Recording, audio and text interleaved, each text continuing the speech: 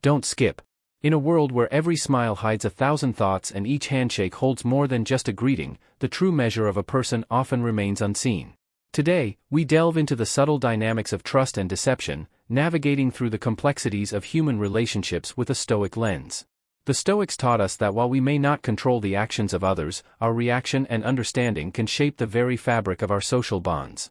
Join me as we explore the unseen forces at play in everyday interactions, uncovering the wisdom that can help us lead not just successful but meaningful lives. The manipulative friend. Stay tuned as we dissect these nuances, ensuring that by the end you'll walk away better equipped to face the world not just with caution but with enlightened discernment.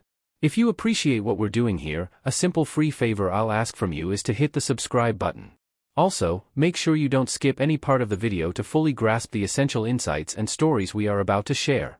Let's start. This is someone who at first glance seems to understand you better than anyone else. They nod at all the right moments, and their empathetic smiles seem tailor-made just for you. But as time marches on, a disturbing pattern emerges. You begin to notice that their understanding isn't fueled by genuine care, but rather it's a strategic play, using your vulnerabilities for their personal gain. They are like the chess players of social interactions, each move calculated not to help you but to advance their position. In your moments of sharing and vulnerability, they're not just listening, they're collecting information. This data isn't stored away to support you. Instead, it's often weaponized, used to push you towards decisions and actions that serve their interests, not yours. Their guise of care is just that, a disguise, and under this mask is not the ally you thought you had, but a strategist who views relationships as tools to be used rather than bonds to be cherished. Now, Stoicism teaches us to seek clarity over comfort, truth over pleasant illusions. Marcus Aurelius advised us to be wary of the impressionable nature of our own minds and the intentions of those around us. He would likely counsel us to observe not just what friends say but what they do. Their actions, how they discuss other friends when they're not around, how they handle your secrets, and how they respect your boundaries, are the true indicators of their character. So, how do you deal with a manipulative friend? Start by setting firm, clear boundaries. Share selectively, understanding that not every internal thought needs external validation, especially from someone whose motivations are questionable. Slowly distance yourself from their influence and invest more in relationships that bring positivity and growth. Real friends enhance your life and inspire you to expand rather than contract. They add layers to your existence through support and genuine care, not subtract from it through manipulation and deceit. The constant critic. This person seems to have made it their mission to find fault in everything around them. Every project you undertake, every idea you propose, every aspect of your personality might never seem good enough for them.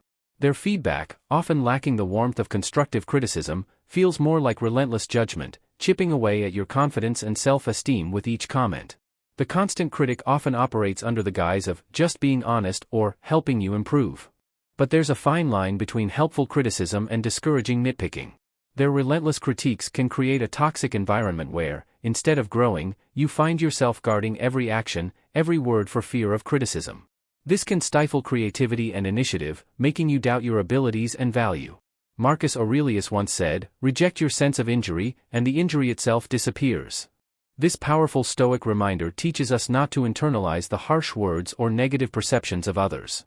Stoicism invites us to consider the source of criticism and to reflect on whether there is truth and value in it.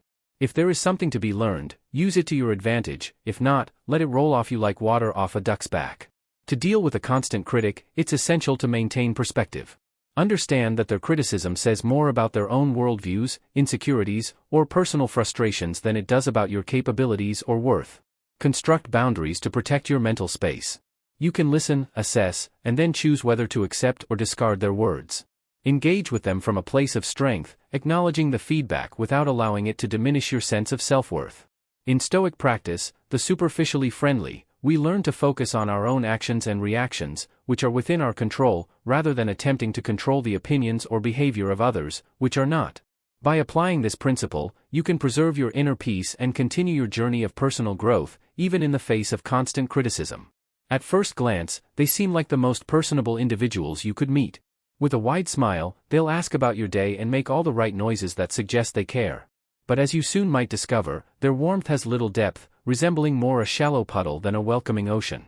These individuals are the social butterflies, gracefully moving from one group to another, never really settling long enough to form deep, meaningful connections.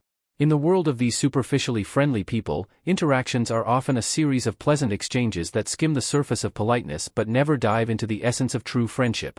They might be present at every party and appear in all your social circles, but when the chips are down, their presence is often as fleeting as their commitment. True friendship, as we know, isn't just about sharing laughs in the sunlight, it's about standing together in the storm, something these individuals may find too daunting. Stoicism teaches us the importance of genuine relationships and the value of a small circle of close friends over a wide network of acquaintances. Seneca emphasized the quality of friendships rather than quantity.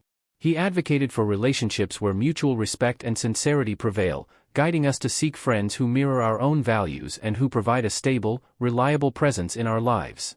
To navigate the realm of the superficially friendly, it's crucial to recognize the signs early.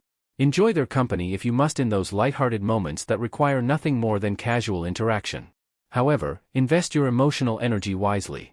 Reserve the depths of your trust and the details of your vulnerabilities for those who have proven themselves in times of both joy and adversity. Cultivating discernment in your social interactions isn't just wise, it's necessary to protect your emotional well-being.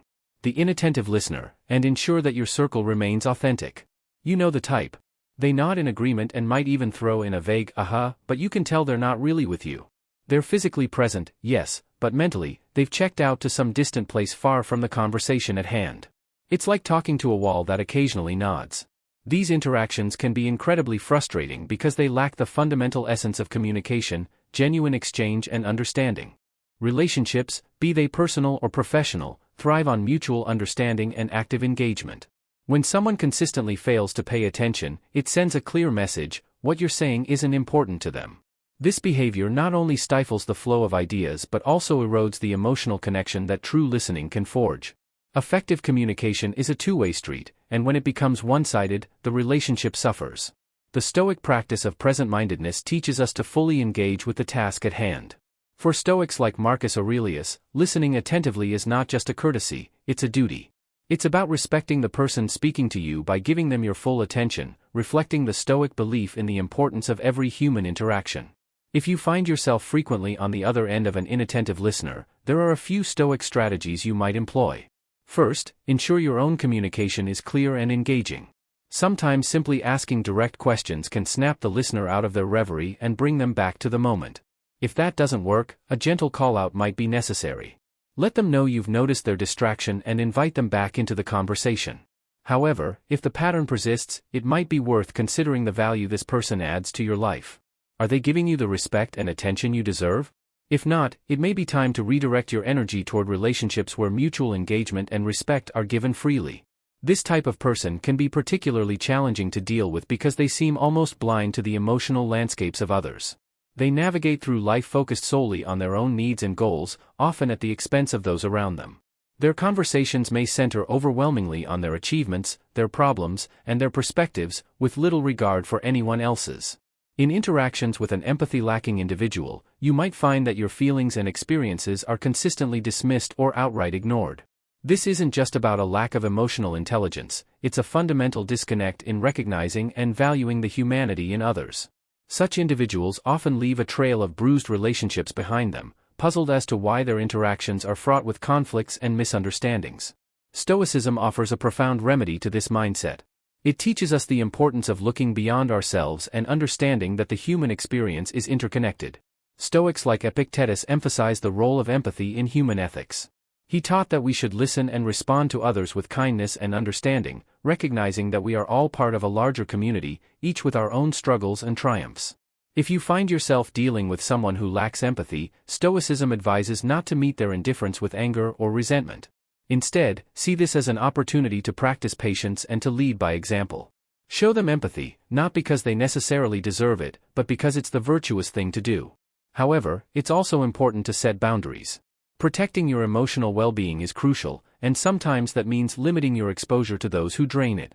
Engaging with an empathy-lacking individual requires a balance of compassion and self-preservation. While you can attempt to model empathetic behavior, you must also recognize when to step back and not allow their self-centeredness to impact your peace. Remember, as Marcus Aurelius pointed out, what we do now echoes in eternity.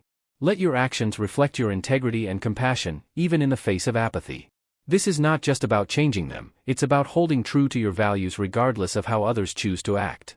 This person seems to have mastered the art of irritation with their knack for poking and prodding. They know exactly how to get under your skin, whether it's through subtle digs.